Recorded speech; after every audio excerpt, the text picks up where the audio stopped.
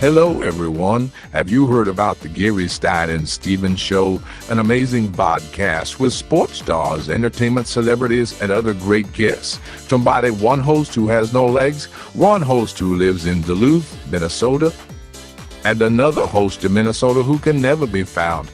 These guys get amazing guests and topics that no other show can provide, exclusively on your home TV and now the Roku app. That's the Geary, Stein and Stevens Show. Check us out, America.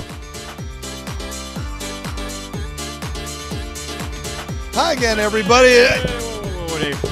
Let me open the show. I mean, we went out here all week. You had a day yesterday all to yourself. So welcome to the Geary and Stein and Stevens Show. We're going to take you behind the scenes of all kinds of stuff from Dave's glorious day yesterday. Earlier today, we talked to Twins' top pitching prospect, David Festa, and also took a tour of the City of Baseball Museum. But in all seriousness, Dave, I mean, it was a great event. They've been so gracious to us, the Saints staff and front office people. What do you think of how everything was just done this week?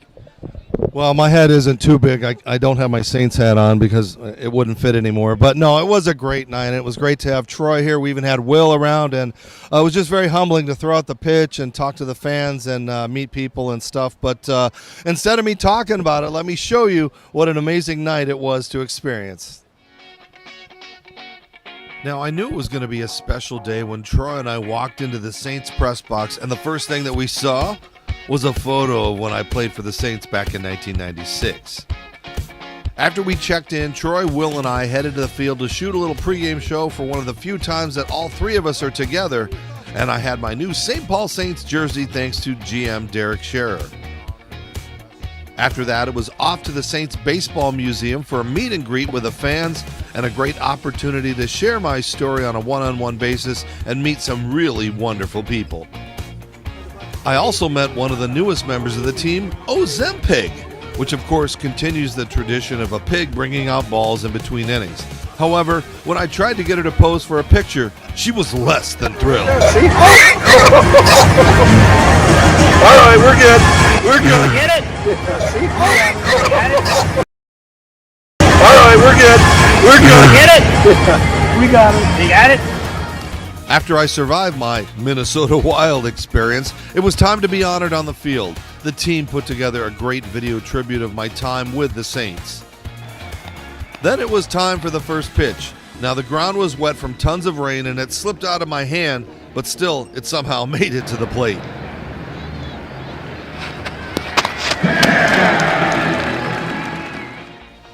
Then, once the game got underway, it was time to head to the broadcast booth to spend a little time with play-by-play announcer Sean Aronson. Bigby hitting .253, 2 homers and 24 RBI, first pitch of the inning.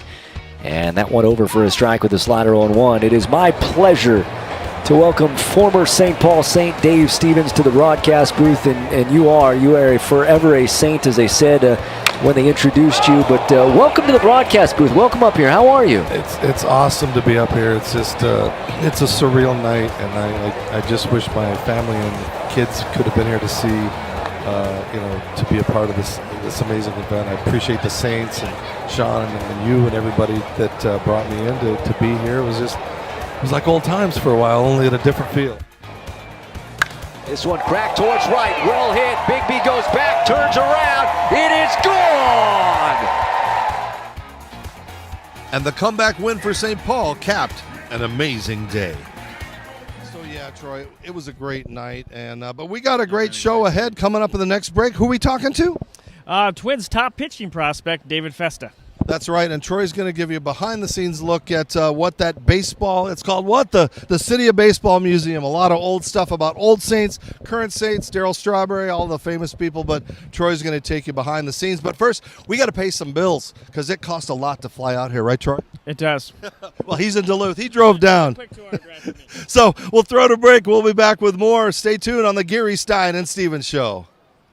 It's about time I found a shirt that fits my frame. I love the fit. It's definitely a little looser here than my other shirts. It kind of makes me feel a little more buff, you know? You seeing this? I'm 6'5". I can't do this with other shirts. I feel like I'm getting a designer shirt for a fraction of the price. If it fits the way you want, everywhere you want. And I look pretty dang good too, don't I? Hi, everybody. Dave Stevens from the Geary, Stein and Stevens Show. And, you know, Troy and I are on the road all the time covering games, doing things, my motivational speaking. But I have connected with LifeWave, which has really changed my life. And it's an amazing patch that not only helps me to live my life, it keeps me very active. Tammy Wellman is joining me. And now, Tammy, you put these patches on me. It is a stem cell regeneration plan. But tell us a little bit more how it works. Yeah, so these patches are amazing. They're wearable wellness. They're non-transdermal patches. Nothing goes in your body. Your body gives off light. They capture it and they activate your body's own repair system. Your body goes to work to heal things that are in need of healing. Pain reduction, things like that. It gave me an opportunity to play in the Celebrity Softball Classic. This video of my base hit, I wouldn't have done it without these patches. So please, if you want to know more about this product, go to patchit.life. LifeWave, it's changing my life. Hi, welcome back to the Geary, Stein and Stevens Show. We're in the bowels of the St. Paul Saints Stadium, but we are with one of the future stars, we think, and everybody's talking about you. It was funny, when I got here yesterday at the ballpark, everybody's like, you got to see this guy pitch. They've been talking all about you. David Festa joining us. Is there pressure on you when you've got all the outsiders expecting so much? No. I mean, it's all for, good reasons. I just try to handle not so much the talk outside the lines. I just kind of try to prepare for the work I have to do inside the lines, and everything else will take care of itself. You're so young, but you seem so focused. I know you went through a lot through the COVID seasons and in college at Seton Hall, but how have you stayed so secure and mature for your age, and now you're striking them out, multiple strikeout games? I mean, it's been awesome to see you. I appreciate it.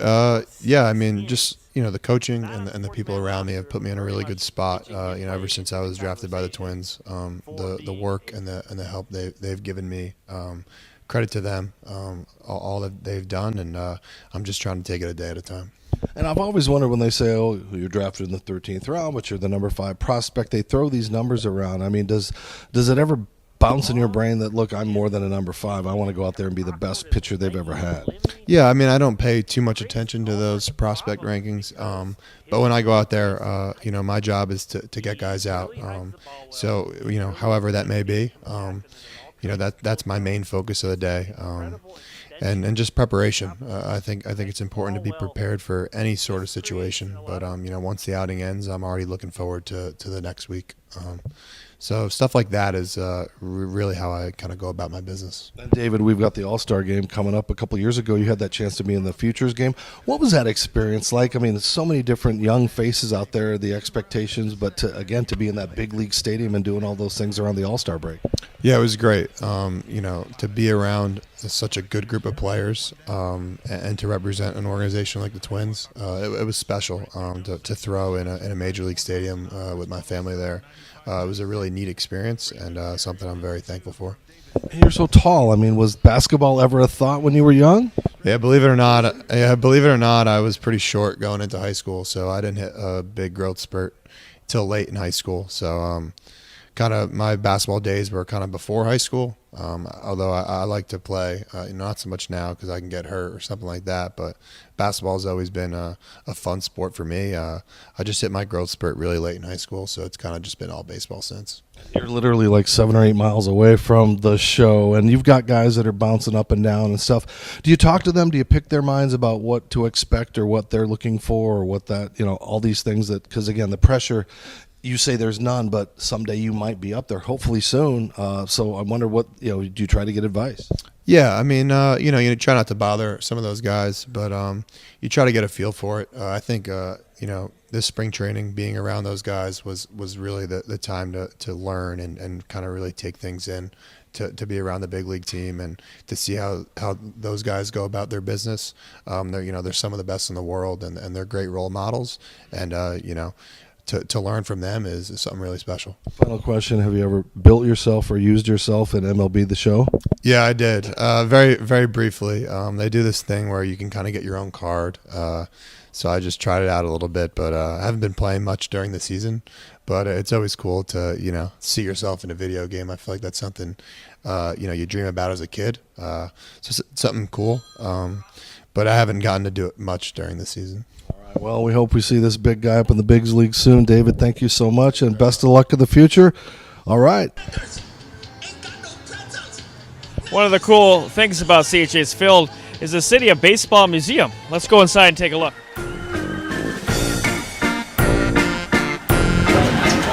This should be fun.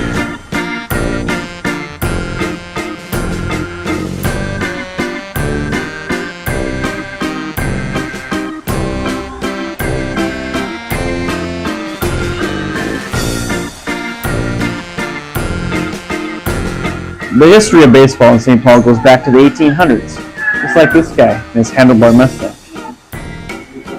Back in 1951, the great Willie Mays played for the Minneapolis Millers. Here's a replica of the jersey and a picture of him on the wall. A lot of people don't realize a lot of big-name managers and players have come through St. Paul over the years, like Don Zimmer, legendary manager, and Twins' former first base coach and Saints coach, Wayne Twilliger. We showed you enough in the past, but let's fast forward to the 90s, but who knows better about that than our own Dave. Let me see if I can find him.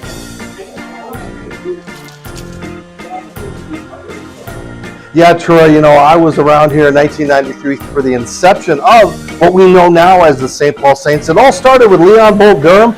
He was the very first former major leaguer to be a part of the St. Paul Saints. And of course, in 96, when I was with the Saints, we had Jack Morris, the future Hall of Famer, who came to the Twins. He was 5-1, but refused to go to AAA. He could have gone to the Yankees and joined Darryl Strawberry, but he refused to go to Rochester in AAA. It was a weird thing, but he did not want to go to the minor leagues, even though he was playing for the Saints. Let's keep on going. We, of course, had Ray Ordonez, who was a great shortstop, made it to the major leagues and played for the Mets, I think, in 1996.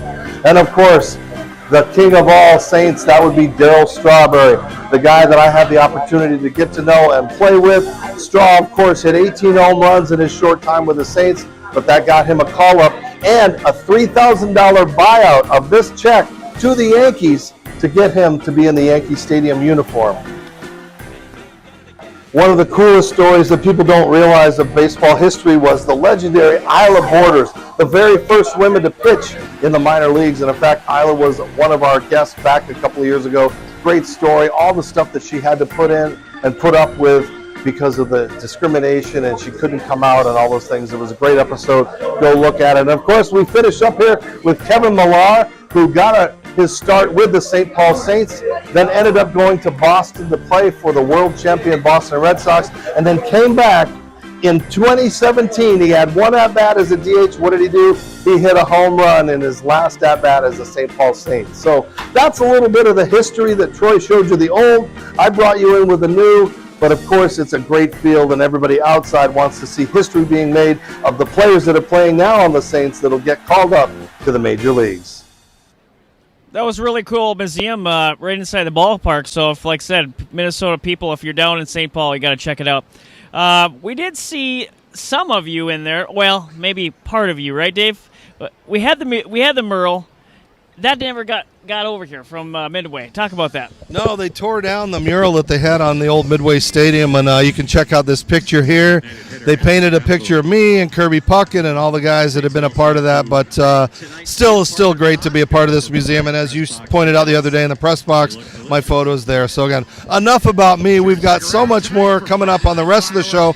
Troy's heading back to Duluth. I'm heading to Rochester, so next segment you're going to see me in Rochester at the Amazing Day with the Honkers. Troy, your final thoughts before you head out? It was just a great time to be down here, watch everything unfold, and we got a lot more stuff coming up. We got the Major League Baseball All-Star Game and draft, so that should be interesting.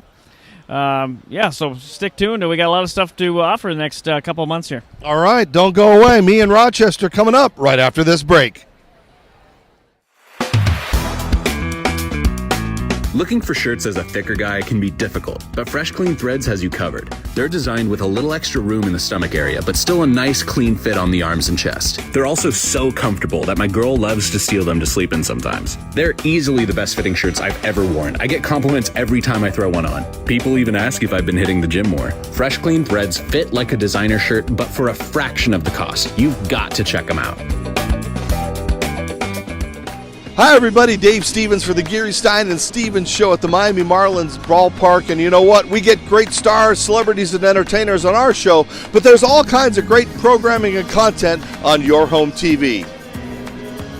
Your Home TV is a free on-demand streaming service reaching global audiences. They feature family-friendly programs with a vast selection of topics and interests. Their platform ideally matches content producers, leading viewers, smart device precision, and immersive HD experiences, plus ease of transaction solutions for everyone. Plus, they've got great shows and content like A Moment of Zen, Financial Freedom, The Retirement Halftime Show, and Make It Happen. And they have all kinds of travel shows, food shows, great programming, and great content. So, for more information, go to yourhometv.com. Check out the Geary, Stein and Stevens Show and all of the other great shows. yourhometv.com. Tell them Dave sent you. Welcome back to the Geary, Stein and Stevens Show. I had such a great time with the Saints, but you know what? Now I'm in Rochester with the Rochester Honkers, and I can't be caught in this uniform because I'm going to be hanging out with them all day, so I better change.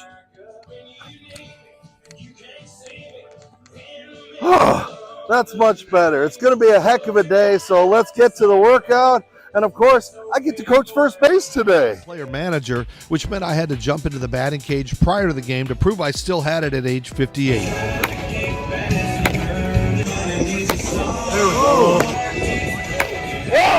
Needless to say, I decided to stick to coaching. The Honkers also hosted the Minnesota Millers. They're the only competitive beat ball team in Minnesota, and they put on an exhibition game in center field. Beat ball is designed to allow players with a vision impairment to be able to hit a ball that is making a noise when they make contact. Then they run to one of two locations that also has a sound emitting, and if the runner gets to that base before the fielder can touch the ball, it counts as a run. However, if the fielder gets to the ball, it's an out. And it was inspiring to see these athletes in action. Oh, that's the other thing that's hard, right? If you're blind or visually impaired, they tell you don't run. Now we need them to run. And so a lot of them don't have that reference on how to run. And so everybody just wants to be a part of something and belong, right?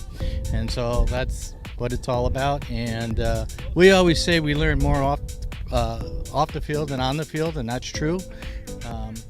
A lot of these guys learn how to overcome obstacles that they can then use that in personal life, and the camaraderie is great. This has been great. It's a great confidence booster on and off the field, and not only do I like playing, I like getting new young players going too. If you get that same feel as anybody else, it's the opportunity to do what everybody else is doing.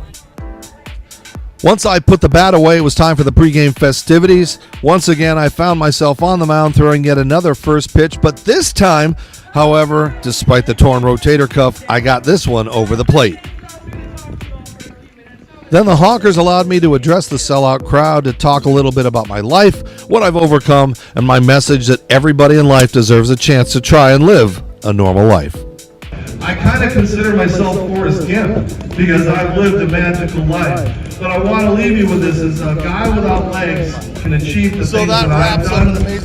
What's your excuse? Why aren't you out there giving 100% every day in your job, your school, your life with whoever you're with? Give 100%. Because all of us out there live vicariously through those that are doing good in life, and that's all I'm trying to do anymore. So thank you for the Honkers baseball team. Thank you for being a part of today. Thank you to my Honkers teammates. I'm Dave Stevens. That's a wrap from Rochester. After that, it was time to wheel up to the concourse to sign a few autographs with a couple other Honker players and meet and greet the fans. After that, it was time to play ball, and after a rough first inning where the Honkers gave up 5 runs, I took my place at first base and found myself waving around runner after runner as the Honkers exploded for 4 runs in the first. I'm not going to take credit, but it sure seems like they were inspired to score a lot. While the comeback was continuing, I popped up to the broadcast booth yet again to spend a little time on the broadcast nationwide. And the Rochester Honkers were able to overcome that early deficit to come back for an 8-7 win. That capped off one of the greatest weekends of my entire life.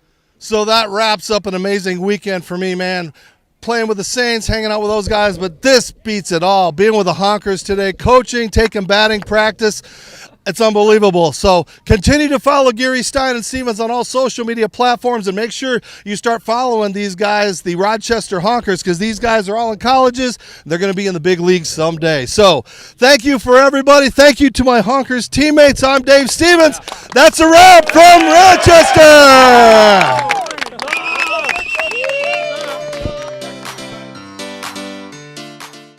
Thank you for tuning in to the Geary, Stein and Stevens Show. Follow us on social media. Watch us on yourhometv.com, or now we're on Roku. Download it and watch us. And thanks for tuning in. Until next time, America.